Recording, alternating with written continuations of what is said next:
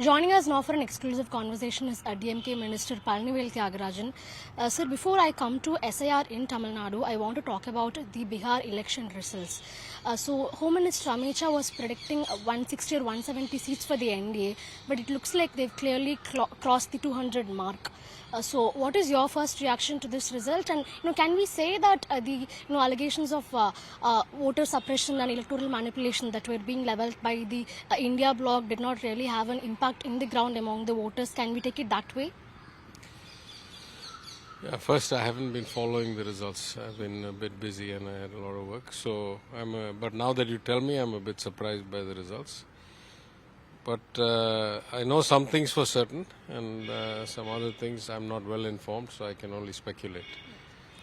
The fact that the Election Commission is playing a one-side game, is playing completely into the hands of the BJP and whatever coalition it backs, in every way, I think is beyond any reasonable argument. Any sane person with the facts will say it is the most biased, compromised Election Commission in the history of India. And as an example, there was some article a few days ago about the fact that when the elections had been called in Tamil Nadu once, the distribution of television sets that had been going on for years was stopped. Whereas in this case, the promise of 10,000 votes and never before seen cash freebie handout with union government assistance was allowed to continue. So it is concrete evidence that this is the most one-sided, most blatantly partisan, most professionally incompetent election commission in the history of India, and that will obviously affect outcomes. Right? If they're that blatant, it's not a level playing field. On the other hand, I always wonder, because states like Bihar, if you tell me that Gujarat, there is repeat governance and all that, elections, at least the economic activity is good, the social activity is not that good. States like Bihar are continuously slipping behind the national average in every statistic. And so I'm not saying they're below, I'm saying they're slipping further behind. And so if the vote is for continuity of the same regime again and again, when the performance is getting worse and worse, then I ask, is it that the people have given up hope, or is it that the manipulation is so aggressive, or is it that the basic kind of, tenet of democracy, that performance will increase the likelihood of re-election and non-performance will increase the likelihood of not getting re-elected, has that broken down? And our elections now not determined by things like performance anymore? It's hard to say. But at least as far as the South is concerned, I hope that that is not a pattern. That we have not seen that in the past. I hope that is not a pattern that will be evident here. Sir, the opposition has been telling that around 65 lakh voters, they were removed from the electoral roll in Bihar through the SIR process. And in fact, after the Bihar election results, I could see several Congress leaders, including Mr. Manikam Tagore. They say that if these 65 lakh voters, they are considered to be the pro-opposition voters by these parties, especially the Congress. And if these people were part of the electoral roll, then the results would have been different. So do you subscribe to this particular idea? Well, the fact that 65 lakh were removed is mathematical. It is not arguable. That is what the Election Commission reported before and after. Whether they were removed in a biased way, against the opposition way, again I've said it is an Election Commission that is one-sided, so it's possible. But till I see the actual results in the constituency, till I know what the margins of victory were, it's hard for me to say. So I don't want to speculate, but I can see the logical correlation or the consistency between the fact that when the SIR was going on, there were allegations that certain communities were being excluded because they were likely to be anti-government or anti-incumbent, and that was a one-sided elimination process. If that is true, and now the claim is because of that there has been a bad outcome, obviously that's a logically consistent argument. So it's possible, but I have not followed, as I told you. I have not even looked at the results. So I don't have enough information to answer more kind of thoughtfully than that.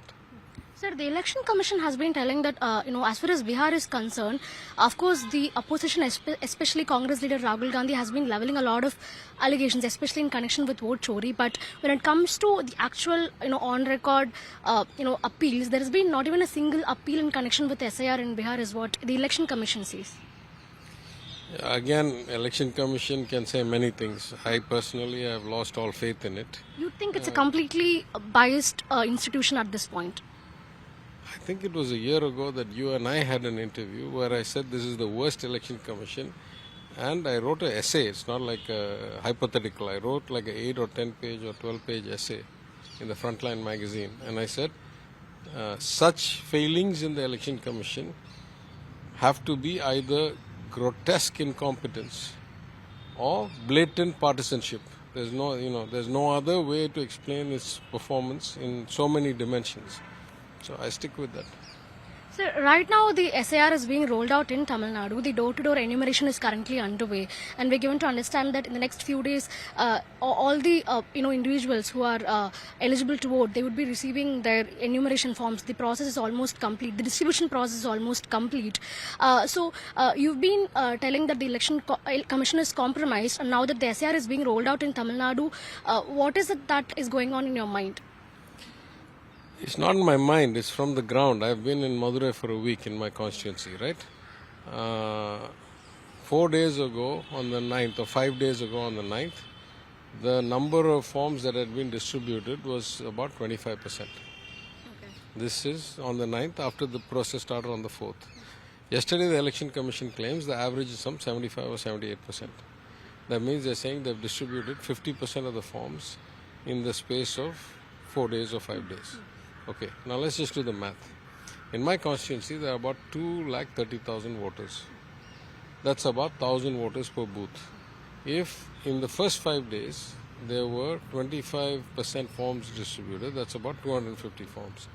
Then they say in the next 5 days they've distributed 500 plus forms. That means they're distributing 100 forms a day to actual voters. It's not like dropping at your house, it's not dropping in your mailbox. According to you, they're actually seeing them. My point is all these BLOs are either Anganwadi workers or junior teachers or some lower level corporation or employees who have day jobs. They're working full hours. After that, they're going house to house. After that, the people have to be in the house at that time. After that, you think they're actually giving 100 forms a day? I don't think it's happening. The number is a bogus number. I think the number is what they have printed. Now again, it's the point I'm trying to make. Think about this, right? This is like demonetization redux. If you're smart, you print the forms ahead of announcing the SIR. You don't announce the SIR and then start printing the forms. You only have 30 days, no? Smart people will print the forms before they announce the SIR so that on day one the forms can be ready. You start printing the forms 2 days, 3 days, 5 days later, then your likelihood of finishing the process is much less, right? So in that sense, I'm saying you have temporary employees who still do their full-time job, who are doing additional duties without proper training. I'm told in my constituency, a BLO training happened day before yesterday. When did the process start? On the 4th. 10 days back. If training happens on 12th, what were they doing without training for 9 days, right? So there's 3 parts to the process. The first is you have to actually get the form printed with the particular individual as of the voter date 39/2025. Then you have to find their address and go and give it to them and tell them whether they fall in category A or category B. Category A is already in the SIR of 2000, in my case 5. Rural constituencies 2002, urban constituencies 2005. Mine's the urban constituency. If so, they just need to put a new photograph and sign. If not, they have to show proof of why they should be included and give one of those 12. Most of the BLOs didn't even know what those 12 proofs were or 13 proofs were. What was the copy that needed to be attached? What was the original they needed to verify? None of this. Then they're supposed to upload it into some app. Then we're supposed to track all of this. I'm saying the odds that you can do all of this, one individual to process 1,000 people, processing 2 hours a day at most. From go, give the form, explain the form, give them time to collect or get photo, do whatever they need to do, then validate that, then put that all back in. The odds of doing that in 30 days itself is low. But if the forms are not printed for the first 10 days, then it's even lower. If these people are not trained for the first 10 days, then it's even lower. So now you're trying to compress into 15 or 20 days, and let's hope the rains don't come. We're in monsoon season. What happens if we get 2-3 bad days of rain? Then everything gets disrupted. There's physical paper. The paper might get wet. Anything can happen. So I think the basic point we've been making all along is that the SIR is a repeat exercise, no problem. It has been done many times before, no problem. It has been done when the UPA was in the government in Delhi 2002-2005, no problem. Or the Vajpayee government 2002 for rural, the UPA government 2005, no problem. But at least our experience in the last two examples was it was done not in an election year, right? So the timing is the only problem. Yeah, so the timing 3-4 months before the election with the 30-60 day window in which to do all of this across 6 crore people with part-time workers, with poor training, with no kind of access to all the data at the right time or the forms at the right time. This is the problem, right? 2005 there was no election. What were the elections in Tamil Nadu? 2000. No, 2001 MLA election, 2004 MP election, 2006 MLA election. The urban was done 2005. 1 year before the MLA election it was released. The rural was done 2002. 2 years before the MP election it was done and released. No problem. Do it like that. Why do you have to do it? So if you have to do it like this, again it's either staggering incompetence or blatant partisanship. There are only two explanations. You are telling that it is being done in a rushed manner. So what must be the intention behind doing this in a rushed manner, you think? I'm telling you, what can be the intention? If Why you do were we that have smart, why did you not start it 6 months ago, 1 year ago? You're the same guys who tell us this is not the first SIR. Of course, it's not the first SIR. You say you have done SIR before. Of course, we have done SIR before. Why didn't you take our example, so-called UPA example? Why didn't you start the SIR for Tamil Nadu in 2025, 2024 for 2026 or 2025 January or 2025 June? Why do you wait till November 1st? Right? Then what else can be the explanation? No, what do you think the intention behind this rushed? Look, again I say there can be only two explanations. You're so staggeringly incompetent that you don't even think about these things, and you purposely, like, the workload is here, your competence is here, and you're running behind all the time. Or you want to try and create confusion and exclude people or increase the likelihood. Again, let's put it a different logic. I am an educated guy. I am a well-to-do guy. I have resources. I have support. What are the odds that my form will not get returned? 0.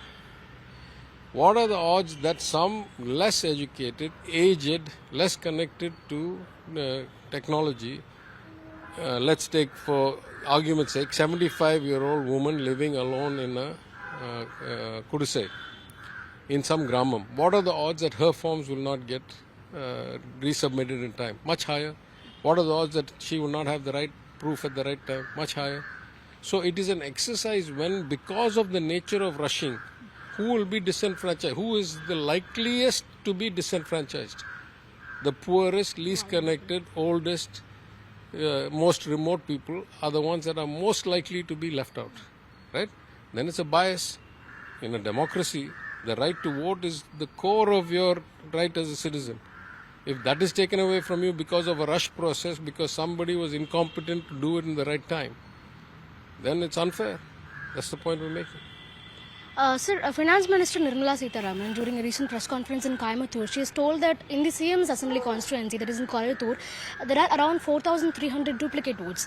In fact, there is one address in which 80 voters live, and there is another address in which 62 voters live. So these are all duplicate votes, and if the DMK is opposing SIR, do they want all these duplicate votes to stay intact, is what she is telling. That is the argument that is coming in from the other side. No. Listen. Are there duplicate votes in the constituencies? Absolutely. I am the first guy to say it. I say it at a macro level, I say it at a micro level. I say it at a macro level, always the urban constituencies where people talk to each other less and interact with each other less, and where movement is more. That is, mobility for job, for family, for college, for whatever is more. The urban constituencies where the booths are nearer, historically used to see the highest polling percentages. Go back 30 years in Tamil Nadu. The urban areas will see highest polling percentages and rural will have lower. Vilipunarvu coming, meaning they are not as aware, they are not as easy to access the booth. There will be one booth for 3 villages, something like that. And therefore they don't go and vote, right? Now it is upside down. The highest polling percentages are in the rural areas where it might be distance to the booth is higher, everything is higher, but the lists are pure. In urban areas, because there's a lot of mobility, because the birth death records are not maintained as accurately in some cases, you will find, like my constituency is a perfect example, macro level. I am one of 10 constituencies in Madurai district, Madurai Central. Madurai Central, every election has the lowest percentage polling of all the 10 MLA constituencies in Madurai district. That is for MLA, that is for MP, that is for everything. Why? Because it has the most likely inaccurate voter list. It's the only urban constituency, 100% urban constituency. All the other 9 constituencies are either 100% rural or part rural, part urban. My constituency is the heart of the city, 100% rural, urban. So that I say, if you say, therefore these lists need cleaning up, I completely agree. I've given many times the same example that I have run through the list multiple times. I used to, run the IT wing for the party. And many times we have found duplicates in all kinds of places. The extreme example of finding duplicates is in Selvi Jayalalitha's former constituency, RK Nagar, where in the second by-election, that is, she won the election, she passed away, 2016, yeah. They scheduled the first by-election and countermanded it because of money seizures and all that. Then they scheduled the second. In the second, the election commission said we have removed some 30-odd thousand. If I'm not mistaken, 36,000 voters were removed. I was in a panic. What happens if they've been removed unjustly? 36,000 was, I think the whole constituency was like 3 lakh or something like that. It's a big number. 36,000. What happens if on polling day you have hundreds of people protesting at the booth? Anyway, in those days you could get the data in machine readable format, or at least you could reconvert the data. Now the election commission doesn't allow that. So we reloaded it into the computer, and I sat myself at a computer one night and ran the analysis, and we found 2,800 or something duplicate votes after 36,000 were removed. So we went and got it corrected. In that case, I gave the example which I'm giving again. One particular voter ID appeared 6 times. 2 times in one booth and 4 times in other booths. 5 of those 6 times, incidentally I have not said this before, I'll say that voter ID also appeared in adjacent constituencies when we checked. It showed in 3 other constituencies somewhere else. Could have been a person moving around. But this, out of this 6, 5 of the times it referred to a 20-odd-year-old Hindu lady. One time the same voter ID referred a 40-odd-year-old Muslim gentleman. How can the same voter ID be? So the databases need clarification. 100% agree. There may be duplicates. I am saying in my constituency there may be duplicates. We have discovered many in the past. Even now I was talking to my guys that they said, though we don't have it in computer readable form now because election commission doesn't allow it, prima facie they can see some 5-7 instances where there are still duplicates. Right? Just by visual scanning of booth agents. So you say you need to clean it up, I completely agree. You say, just because there are duplicates, why should I be against cleaning up? I say, if you wanted to do it professionally, efficiently, without disenfranchising anybody, please do it. We have done it before. We want you to do it.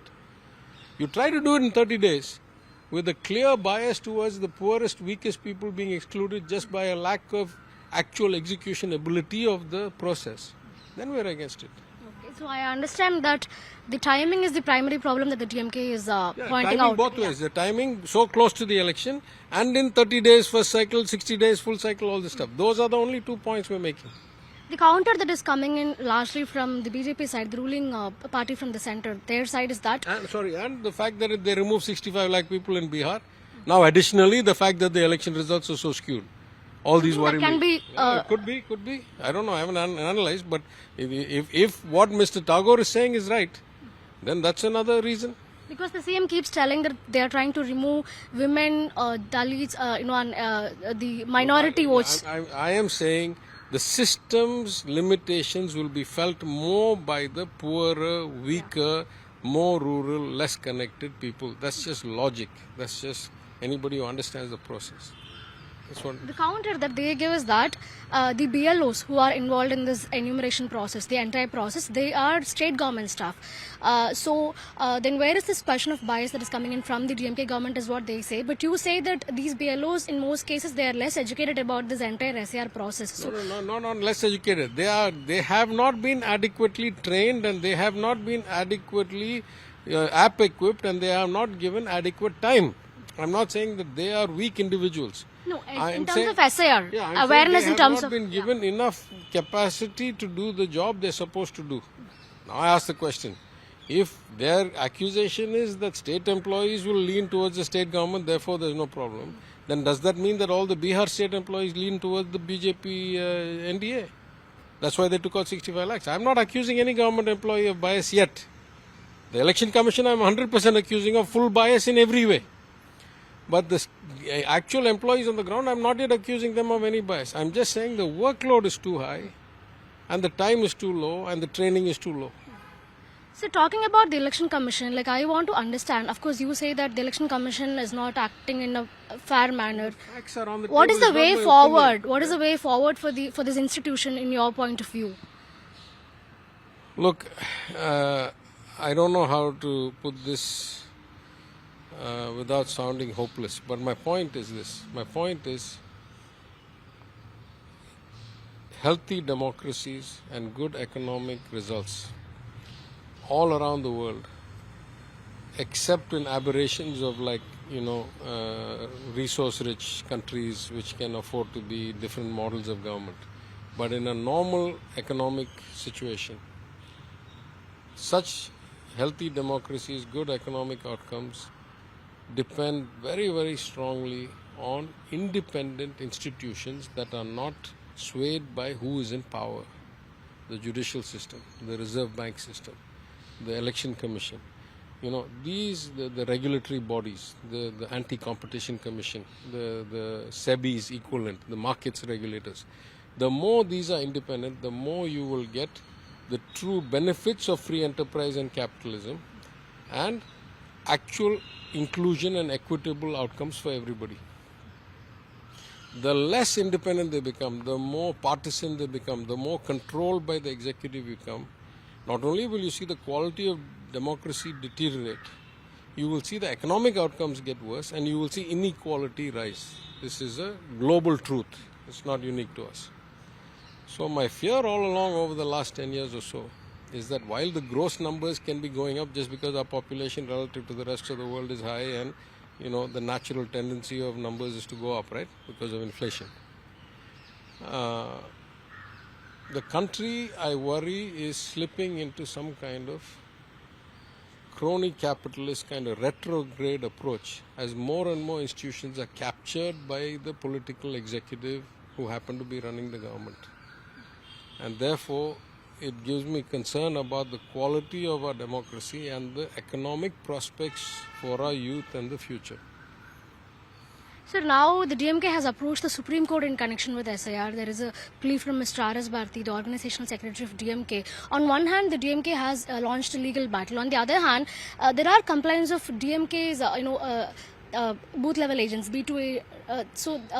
They are involving in this SIR process. Like it should be the BLOs ideally, but there is a larger influence of the DMK functionaries in this entire process, is what the opposition parties in the state say. Look, the BLOs by themselves, and this is just my personal experience in my constituency, the BLOs by themselves simply cannot process handing out 1,000 forms per human being as a part-time job after their day job and explain to 1,000 people how they need to fill out and what category they fill in and get the data back and give it for verification and get it re-entered. It is just not in the realm of possibility. So I myself have been on the ground for a week in my constituency and had many meetings and called all my, slightly higher level party workers, officers, and explained the process and explained the risks and explained what needed to be done. I only got back to Chennai yesterday. Already I have gotten calls from many people saying we need to run more education camps for our own BLA2s, the booth level agent 2. so that they can explain to the people, because the BLOs are so confused, they are not explaining anything properly to the people. So we need to go and help them to figure out how to not get excluded. And the numbers are quite stark. Let me be very clear. Now I've done the full analysis. In 2025, September 30, my voter list was 2,26,000 something is what I'm told. Of those, the 2005 Madurai Central Constituency SIR, 74,000 of them exist. So 220 something, remove 74. Those 74, and I'm not included, I live in Madurai North, right? Somebody else, I'm not in Madurai Central. Remove 74, what is left?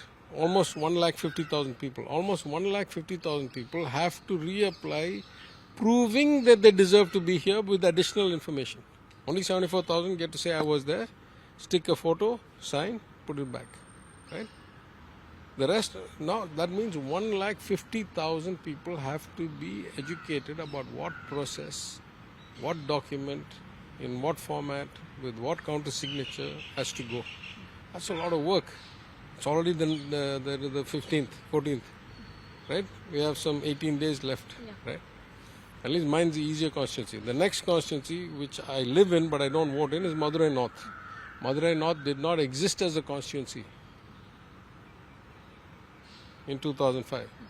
It was created in the redistricting of 2011. So how many people in Madurai North? Everybody will have to show that they'll either have to show a voter ID from some other SIR cleared constituency or 100% from scratch. There's some 300,000 voters there, 280,000. That's a lot of work. The question is how much of this can get done in like 20 days, 15 days. So I'm telling you that if every one of our BLA2s did their job well and help people figure out and help people fill out, I'm still worried that it won't get done. You tell me your people shouldn't help. I'm saying the BLOs are not capable of doing this without the support of all kinds of outside ecosystems. Let any party help, I don't mind. Let the BJP's BLA2s help. Let the ADMK's BLA2s help. Let anybody help. We are trying to protect the structure of democracy, right? If you don't have a vote, your right as a citizen has been deprived. We don't want that to happen. So, like how the India bloc is alleging vote chori in the national level, national scale, here the ADMK is alleging vote chori in the hands of the DMK. They say that there is large-scale interference of the BLA2s of the DMK in this entire process. So, the DMK is trying to remove all the pro-ADMK votes is what they say. So, I say they should give some evidence. Ask them to give some examples, right? I mean, I can't. People should talk about what they know. I have been in my constituency. I have seen my people there. I have actually, to be honest, not seen a lot of other BLA2s of other parties. My guys are not as sophisticated and on the field as I would like them to be maybe, so we're training them some more, or the divisional secretaries are asking for better training for our BLA2s, or the ward secretaries are asking, so we're doing. We ourselves have to have like 239. I'm saying I've not seen other people in the field, but I'm saying the data will speak for itself, right? If there are exclusions, then we'll know who's excluded, right? Because we've all been given the 2025 list. If the first cut of this comes out at only 60% of that, then we should be all nervous, right? If the first cut comes out at 80%, we should be less nervous. Then we should see who are the missing 20%. But we'll have a chance to figure that out, right? So once the draft electoral roll comes, then we'll be getting a clear picture. Then we'll know whose allegation is true of what, right? We'll know whether my fears of the system failure are high or true, or other people's fears about alleged intrusion is there. I can guarantee you, so far as I can tell, the system is not capable of rejecting somebody who has the documentary evidence. That's my view. I don't think any government officer is going to stretch their neck out to reject a valid voter. My worry is the other way around. In at least in Tamil Nadu, I'm saying Bihar, I don't know what happened, but I'm saying here, my worry is that not enough people will have enough time and enough support to claim their right. That's my worry. Right. Thank you, sir. Thank you for talking to us. So, once the draft electoral roll comes, then we can get a clear picture about whose allegation is true, is what? Clearer. I'm not saying, no. What I'm saying, like yesterday I gave an interview. That gentleman asked me that the BJP is alleging that you are using concerns about the SIR a priori as a way of justifying your eventual loss in whenever the 26th election happens. I said that makes no sense to me, right? The clock only moves 1 hour at a time, right? It will go from 9 to 10 to 11 to 12. It won't go from 9 to 12, then come back to 11, then go back to 6, then go back to, right? So, much before the elections are called, we will know whether there has been deletions or not, right? I am saying now my worry is not worried about what is the sixth step of the process. They have to give the process starts, then we get the first revision, then we get the second revision, then they call the election, then we figure out what is the campaign, then we figure out who's going to win, etc. How can I be planning my response for step 5 when step 1 itself is not true? Surely by step 2 and step 3 we'll know whether the fears of exclusion have come true or not. Right? So at that point we'll have this discussion again. How can I be planning for the outcome of step 5 when step 1 is in process? Surely step 2 and let's say for example that my fears are unfounded. Let's say by step 3 we find, 95% of voters are in and everything is okay. Let's say that there is no mass deletion like there was in Bihar. Then I won't have any excuse to say anything after that, right? Let's wait and see. Yeah, the next step is the release of the draft electoral roll that is going to happen on the December 9th. So, from my understanding, both the camps, that is both the DMK alliance and also the ADMK alliance, they are leveling similar allegations. You are alleging... No, I'm not. Listen, I am not in any political fight with anybody. I am not alleging anything. Even Bihar, you asked me, so I answered. It's not my day job. I am busy doing my day job. I am running a ministry. I am MLA. And I have responsibility to my voters to make sure they're all included in the list. I am worried about my day job, which has gotten more intense than usual because of this SIR, and that's why I've been there for the last week and only come back now. I am concerned that the process that has been deployed has been not thought out well enough, people not adequately trained, not given the forms at the right time, not given enough hours in the day to do this job, but trying to do a job that seems complicated and difficult to complete in time. That is not based on party A, it is not based on party B, it is just based on the operational practicalities on the ground. I go back again and again and say, if the allegation is you did SIR, of course we did SIR. I'm going one step further. I say I like SIR because I'm saying there are many deficiencies. I've written it in the 2024 article. I'm not saying duplicate words. I'm saying there are many deficiencies. It could be moved, it could be dead, it could be left out, it could be anything. Point is, do it properly and do it with adequate time. Don't do it rushed with less training, not right time form, less hours to do the work, and 2 months before election. That's the whole point I'm making. It's not a DMK issue, it's not an ADMK issue, it's not a BJP issue. It is a overreach in ambition by an election commission that, again I say, is either staggeringly incompetent or profoundly biased and with malintent. Thank you, sir. Thank you for talking to us. That is Mr. Palanivel Thyagarajan telling us that SIR has to be done. Of course, it is a process to cleanse the system and it has to be done, but it has to be done properly and in a timely manner is what he says. And the primary problem that the DMK seems to be having at this point is the inadequate time. They say that how is it possible to verify, how is it possible to distribute the enumeration forms and collect it back from 6 crore plus voters in 1 month. That is the question that is being posed by the DMK at this point. Let's wait and see what the other parties in the fray, that is the BJP and the ADMK, also the TVK, has to say on this.